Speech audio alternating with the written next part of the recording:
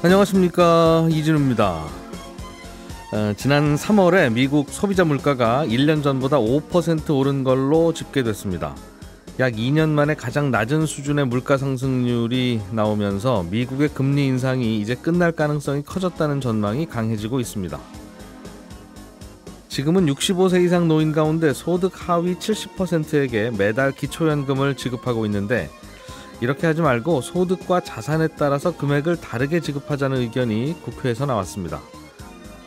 이동통신사들이 5G 중간요금제를 추가로 출시하고 있습니다. 조금 전에 말씀드린 뉴스들, 그리고 그 뉴스가 갖는 의미를 자세하게 정리해보죠.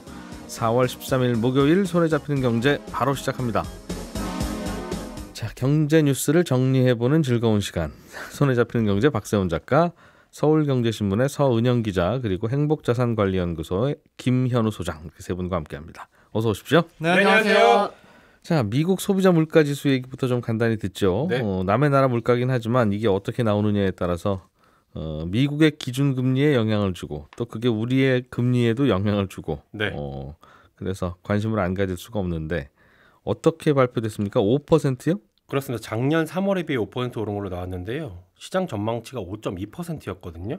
약간 전망치보다 낮았네요. 예, 좀 낮게 나왔죠. 그리고 작년 2월보다 6% 오른 걸로 나왔던 전월 물가지수보다는 1%포인트 낮게 나온 겁니다.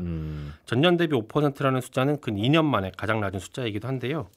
말씀하신 것처럼 우리가 미국 물가에 관심을 갖는 건 그래서 미국이 기준금리를 어떻게 할 거냐, 여기에 대한 힌트 때문인데, 예. 일단 시장에서는 5월에 한 번 더 0.25%포인트를 올릴 거라고 보고 있습니다. 그래도 네. 5월에는 한 번 더 올릴 것 같다? 그렇습니다. 왜냐하면 전체 물가지수는 상승폭이 좀 둔화되고 있는 게 맞지만, 이건 작년에 너무 올랐던 국제 유가가 지금은 좀 떨어진 영향 때문인 거고, 변동성이 큰 이런 유가랑 식료품 가격을 제외하고 물가를 보면 여전히 오름세가 좀 계속되고 있거든요. 좀 많이 오른다. 네, 중고차 가격은 좀 떨어지고 있긴 한데 이걸 빼고는 나머지 물가들은 여전히 상승세예요. 특히 미국 물가지수에서 큰 비중을 차지하는 게 주거비인데, 이 예. 주거비가 여전히 떨어지지 않고 있습니다.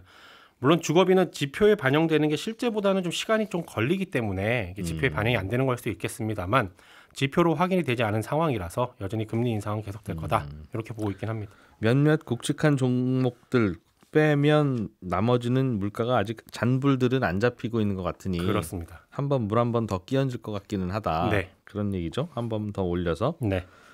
큰 불 잡혔으면 된 것 같기는 한데 그럼 저절로 잔불까지 다 잡히겠습니까? 어쨌든 그렇게 보고 있고. 네. 그러면 어제 이런 물가지수가 발표됐으면 주가는 좋았을 것 같은데, 예, 예상보다 낮게 예상보다 나왔을 물가도 좀 덜 올랐고, 그럼 금리도 생각보다는 뭐 빨리 인상을 멈출 가능성도 있고. 네. 그런데 주가가 갑자기 장중에 하락을 크게 했더군요. 그렇습니다. 어떻게 해석을 하고 있냐면, 개장 전에 3월 미국 소비자 물가지수가 나왔을 때만 해도 시장의 반응은 와우였거든요. 그러면서 3대 지수 모두 상승 출발했는데, 예. 말씀하신 것처럼 개장 이후에 상승세가 사그라들다가 어느 순간을 기점으로 훅 꺾여서 하락 마감을 했는데, 그 훅 꺾인 시점이 FOMC의 3월 회의록이 공개됐을 때예요. 지난달에 FOMC 위원들이 모여서 무슨 얘기했는지. 그렇습니다. 거기에 보면 예. 올해 말에 경기 침체가 시작돼서 실업률이 내년 초까지 가파르게 상승할 수 있다, 이런 내용이 들어가 있거든요. 그리고 나서 2년 정도 침체에서 완만하게 회복이 될 거다, 이렇게 경기 전망을 하고 있는 겁니다. 그러니까 경기 침체에 대한 우려가 커지면서 투자 심리가 좀 안 좋아졌다, 그러면서 하락 마감을 했다, 이렇게들 해석을 하긴 합니다. 참고로 어제 나온 회의록에 보면 미국이 5.25%까지, 그러니까 지금보다 한 번 더 0.25%포인트 올리는 걸로, 최종 금리를 네, 그렇게 돼 있습니다. 이제 시장은 금리 걱정은 좀 덜하게 됐는데, 네, 생각보다 경기가 빠르게 식고 침체가 길어질 거다, 그렇습니다. 하는 걱정이 또 생겼다는군요. 그렇죠. 그러니까 지금 물가가 잡혔기 때문에 금리를 안 올릴 거라는 게 아니라, 경기 침체에 대한 우려 때문에 금리를 못 올릴 거라는 우려가 커진 겁니다. 예. 아유, 걱정 하나 지나가면 또 걱정이 오고. 예, 서은영 기자님. 네. 통신회사들이 중간 요금제라고 하는 걸 내놓고 있다던데. 네. 이게 무슨 얘기예요, 이건? 예, 아마 기억하시는 분들은 작년 여름에도 냈다고 했던 것 같은데 뭐 또 내나? 뭐 이런 말씀 하실 수 있을 것 같아요. 근데 이게 제가 좀 히스토리를 말씀을 드리면 5G 중간 요금제 도입은 이번 정부 이 대통령직 인수위원회 시절부터 약속한 정책입니다. 이 5G 요금제에서 저가와 고가 요금제 사이에 이 데이터를 뭐 한 30GB 안팎으로 뭐 제공하는 중간이 없다. 그러니까 이 중간 좀 채워줘라 이런 지적이 좀 줄곧 있었는데 싼 요금제는 데이터가 부족하고 네. 데이터가 넉넉하다 싶으면 요금이 너무 비싸고 그렇죠. 맞습니다. 그래서 이 작년에 이 통사들이 월 한 5만 원 선으로 20에서 한 30GB 수준 정도 모바일 데이터 제공하는 요금제를 출시를 하기는 했습니다. 예. 그런데도 여전히 소비자들이 통신비 부담 줄이기엔 좀 역부족이다 이런 지적이 좀 많았고요. 지난 2월에 다시 한번 대통령이 이 문제를 좀 공론화를 합니다. 그러면서 이제 과학기술정보통신부 장관에게 직접 이 가계통신비 부담 줄일 방안 찾아와라 이렇게 주문을 했고 네. 3월에 좀 기억하시겠지만 이통 3사가 고객들한테 무료 데이터 제공하는 왜 이벤트 펼쳤었잖아요. 그리고 이번에 이제 이 중간 요금제 추가로 나오는 것도 그 연장선상에 있습니다. 예. 가장 먼저 지난달에 SK텔레콤이 한 30에서 100GB 구간 이 데이터 제공하는 중간 요금제를 추가로 발표를 했고요. LG유플러스가 어제부터 일부 새 요금제 판매를 좀 시작을 했습니다. 이제 순차적으로 좀 상품 게시를 시작할 텐데 KT 같은 경우에도 이달 중으로 새로운 요금제 내놓을 것으로 예상하고 있고요. 이동통신회사 입장에서는 어차피 기지국 다 깔아놓은 거니까 마치 뷔페 식당 요금 정하듯이 네. 이건 뭐 특별하게 원가가 더 들어가는 것도 아니고 덜 들어가는 것도 아닌데 어린이 아니면 성인 두 개만 있는 거 네. 청소년도 하나 만들어라. 네. 그 얘기죠. 네, 말하자면 그렇습니다. 그러니까, 소비자 입장에서는 뭐 선택지 하나 더 생기니까 나쁜 것 같지는 않은데. 그렇죠. 근데 가격이 이제 싸졌느냐가 가장 이제 좀 관심사일 텐데 이번에 출시한 요금제는 이제 작년에 출시했던 것보다는 더 상위 구간 요금제입니다. 그래서 이제 더 데이터를 이제 작년에 한 2-30GB짜리 상품이었다면 이제는 이제 한 30에서 100GB 사이의 구간의 이제 요금제들이니까 월 한 6만 원에서 8만 원대로 해서 더 비싼 상품들이긴 합니다. 근데 이 주로 쓰는 데이터량에 해당하는 요금제가 없어서 어쩔 수 없이 고가 요금제 쓰던 분들이라면 좀 내려올 수 있는 여지들이 분명히 생긴 거죠. 예. 그러니까 가령 한 달에 이제 데이터를 한 30-40GB 좀 이제 한 40GB 안팎으로 좀 쓰는데 SK텔레콤 사용자다. 그럼 그간 69,000원짜리 110GB 요금제를 써야 됐었거든요.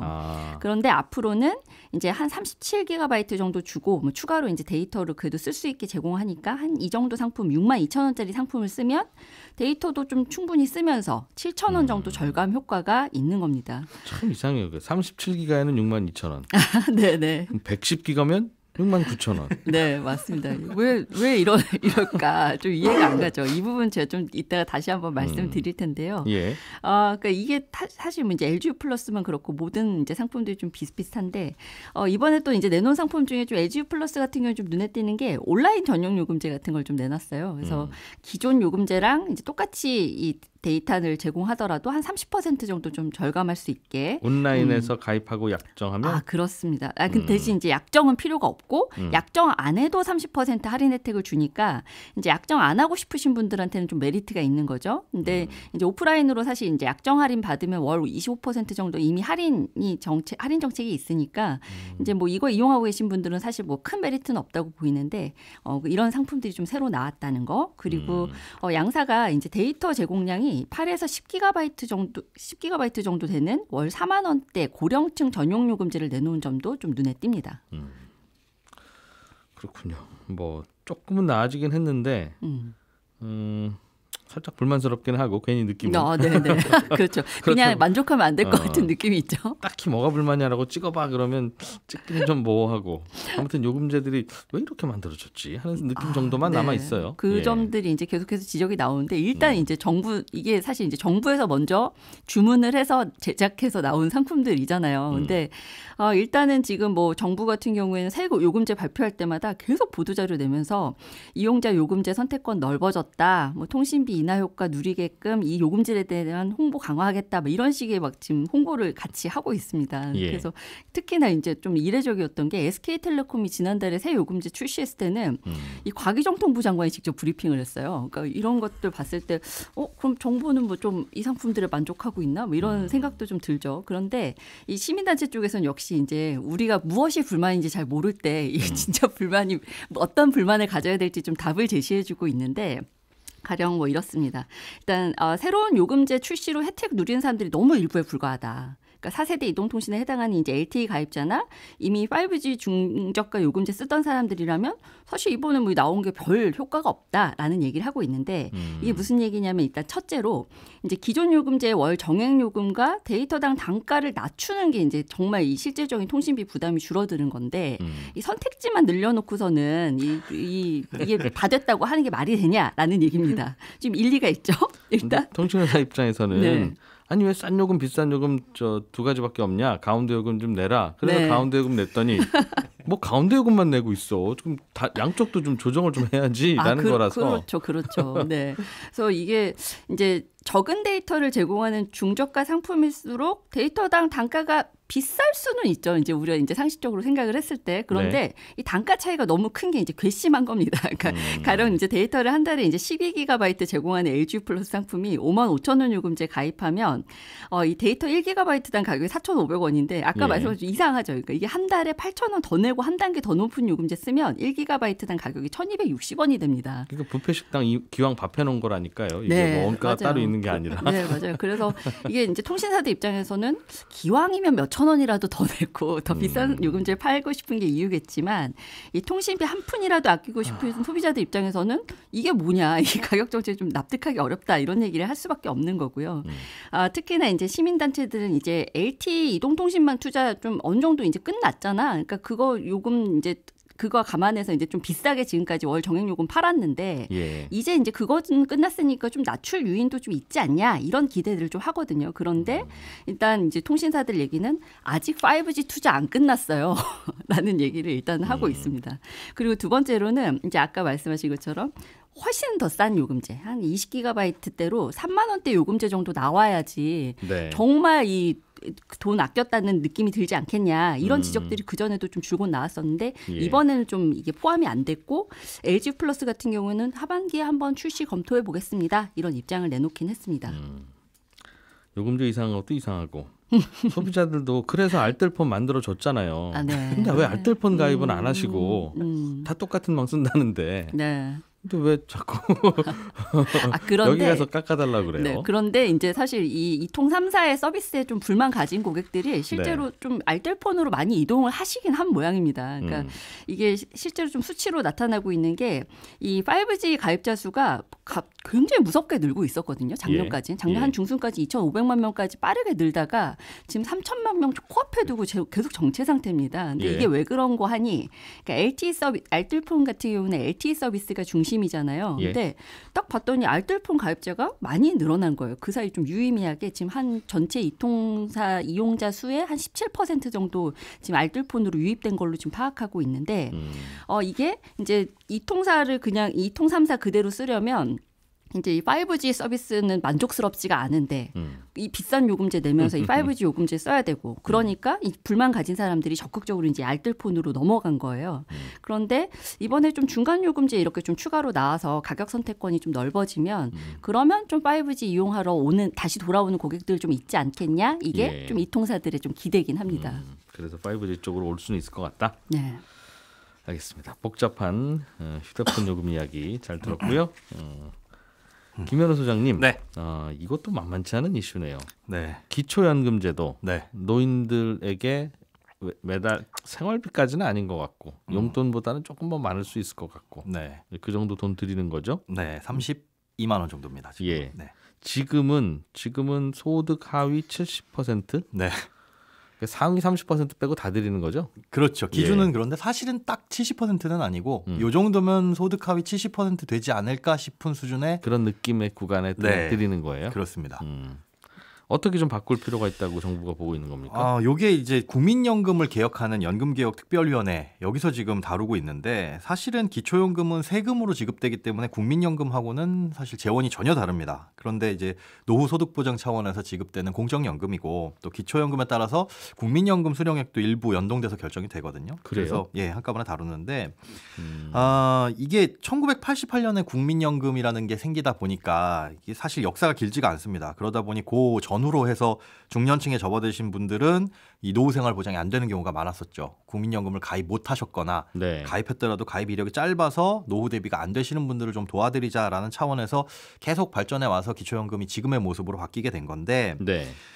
이 기초연금을 지급하기 위해서 소요되는 예산이 연간 한 20조 원 정도입니다. 지금은 계속 늘어나고 있어요. 그런데 네. 이게 전부 다 세금으로 마련이 되고 있고 만약에 이걸 국민연금으로 이 20조 원을 매년 마련을 하려면 지금보다 소득이 한 3%에서 4% 정도 보험료를 더 내야 되는 수준이에요. 이 20조 원이라는 돈이. 그러니까 우리나라 예산의 상당 부분을 기초연금 쓰는데 우리가 쓰고 있다는 거군요. 그렇습니다. 이게 계속 늘어나서 향후 5년 안에는 뭐 35조 원까지 늘어날 수 있다 이렇게 보고는 있는데 그만큼 어찌 보면 국민연금 가입자들의 보험료 부담을 덜어주는 셈인 거죠. 이걸로 국민연금 보험료를 냈으면 우리가 3%에서 4% 정도 보험료 더 내야 되는데 그거 아니고 세금으로 충당해 주니까 즉 네. 세금이 국민연금에 들어가진 않지만 기초연금이라는 보완적인 제도에 돈이 들어가다 보니 국민연금 가입자들의 부담을 그렇게 줄여주고 있는 거 아니냐. 그래서 국민연금 개혁을 다룰 때 이게 하나의 큰 틀에서 다뤄지고 있는 겁니다. 설명하신 대로 큰 연결고리는 없는 것 같아요. 네, 없는데 근데 기초연금을 네. 처음에는 그냥 뭐 대선 공약이니 해서 네. 표 얻으려고 만들긴 했는데 그렇죠. 빠르게 노인들도 늘고 있고 쓸돈도 많아지고 네네. 그리고 노인들도 예전에는 뭐 연금도 없고 아무것도 준비 안 되신 노인들이 너무 많았는데 그렇죠. 요즘에는 꽤 노후 준비된 분들도 있으니 점차 늘어나죠. 뭐 이런 분들까지 드립니까? 아무리 약속은 그렇게 했어도 네. 좀 이제 제도 바꿔 봅시다. 그런데 명분은 국민연금 개혁할 때 그게 이거예요 하는 얘기처럼 들리는데 맞아요? 얼추 그렇게 비슷하게 이해를 하시면 됩니다. 그러니까 사실은 이게 태어난 탄생부터가 조금 그렇기는 해요. 일단은 어떻게 바꾸자라는 것에 대해서 세 가지 안이 제시되고 있는데 지금은 소득 하위 70%에 32만 원 지급하는 걸 소득 하위 40%로 축소를 하자. 대신 지급액을 더 올리자. 50만 원까지 올려서 아예 좀 취약계층 쪽에 집중적으로 지원하는 이 부조형 기초연금으로 바꾸자. 요 안이 있고 그다음에 국민연금 두 번째는 국민연금 수급액의 부족분. 그러니까 국민연금 수급하시는 걸 봐서 어느 정도 부족한 분들은 기본적으로 기초연금으로 메워주자. 그래서 최소한 일정 금액 이상은 연금을 받을 수 있게 만들자 하는 최저보증연금. 그리고 세 번째는 아예 그냥 대상을 다 확대해서 일부만 빼고 80% 이상으로 확대한 다음에 모든 대부분의 사람들이 받을 수 있게 하는 준보편적 기초연금으로 만들자. 요 세 가지 안이 있습니다. 아예 더 주자는 안도 있군요. 네. 돈은 어디서 나와서요? 그런 것들은 아직 어떻게 마련할 것이냐는 세부적인 내용은 안 나왔습니다. 근데 아마 첫 번째 안이 제일 유력할 것 같은데 이게 말씀하신 것처럼 기초연금이 다소 정치적인 목적으로 다뤄지다 보니까 제도가 이상한 쪽으로 좀 흘러오기도 했어요. 그래서 지금 소득 하위 70%가 그럼 뭘 기준으로 만든 거냐, 뭐 국민연금 가입자의 가입률이냐 이런 것도 아니고 사실은 그냥입니다. 그냥 그렇게 한 겁니다. 대충. 그러니까, 대충 한 거죠. 기초연금 전신이 2008년 1월에 생긴 기초노령연금인데요. 이때 당시에는 그래도 근거는 있었습니다. 왜 만들어졌냐? 국민연금 재정이 안 좋다라는 얘기는 이때부터 나오긴 했었는데 그러다 보니까 국민연금의 소득 대체율을 60%에서 50%로 낮춘 다음에 점차 낮춰가서 40%까지 조정하기로 이때 결정을 했습니다. 그런데 이 과정에서 소득 대체율이 낮아지다 보니까 연금이 덜 지급되잖아요. 그러니 이렇게 갑작스럽게 60%에서 50%로 낮아지면 그 취약하신 분들이 더 힘들어질 수 있으니까 이때 소득 보전의 목적으로 10만 원 정도씩을 지급하기로 결정을 했습니다. 근데 최초엔 여당에서 소득 하위 60% 분들에게 드리자라고 했는데 몇 달 있다가 야당에서 70%까지 드리자 해가지고 그냥 70%로 결정되고 지금까지 온 거거든요. 이게 처음에 국민연금 개혁할 때 국민연금 개혁하면 너무 고통스럽고 마음이 아프니 그러면 기초연금이라는 걸 새로 마련해서 드리겠습니다라고 했는데 그랬습니다. 근데 기초연금은 오케이 국회에서 합시다 해놓고 국민연금 개혁은 근데 안 하고 슬쩍 넘어가는 바람에 소득 대체율만 살짝 만졌죠. 그래서 어떤 정치인이 그 쓴 약이랑 사탕 2개 갖다 놓고 이 약 드시고 사탕도 한번 드세요 그랬더니 약사발은 엎어버리고 사탕만 먹었다는 그 얘기죠. 네, 맞습니다. 그 사탕이 기초연금이죠. 그게. 맞습니다. 근데 이 기초연금이 그럼 왜 그때는 10만 원으로 정해졌냐를 보면 국민연금 전체 가입자의 3년 평균 소득액을 A값이라고 하거든요. 그 A값의 5% 정도.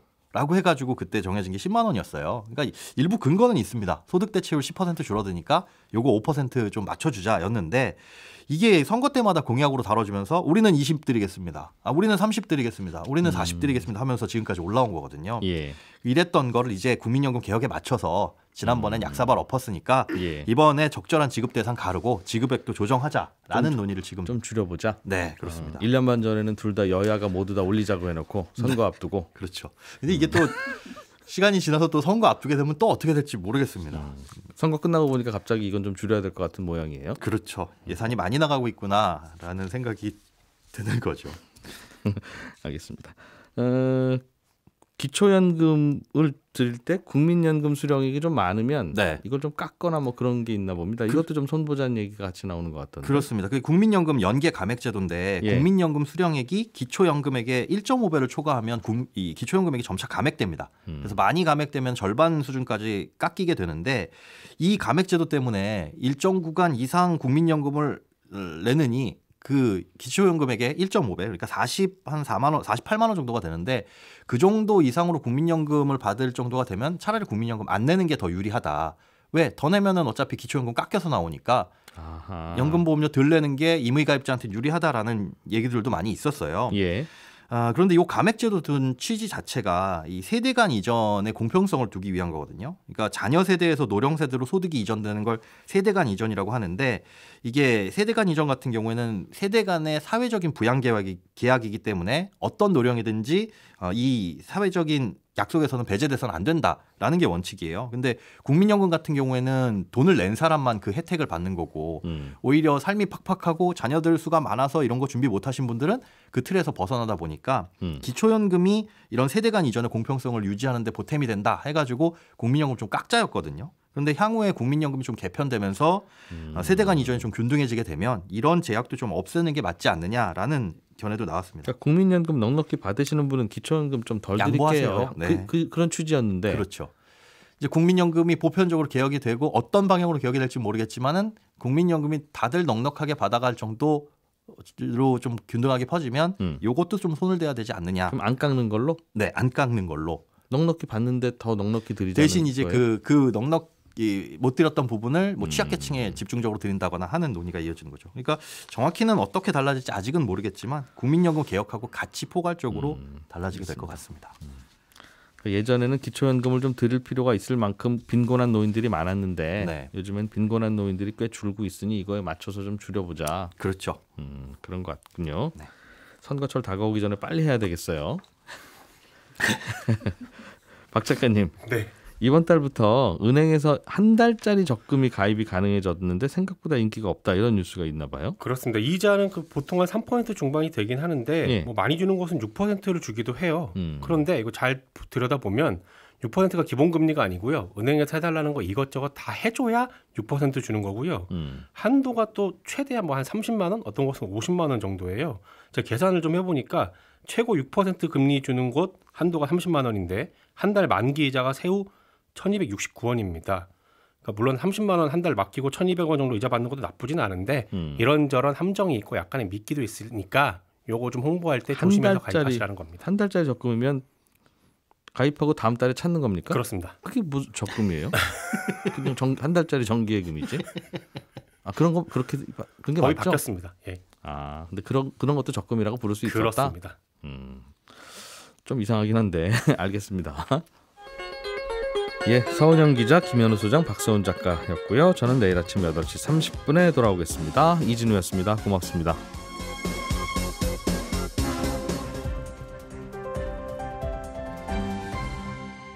경제를 생각하는 사람들의 즐거운 습관. 이진우의 손에 잡히는 경제.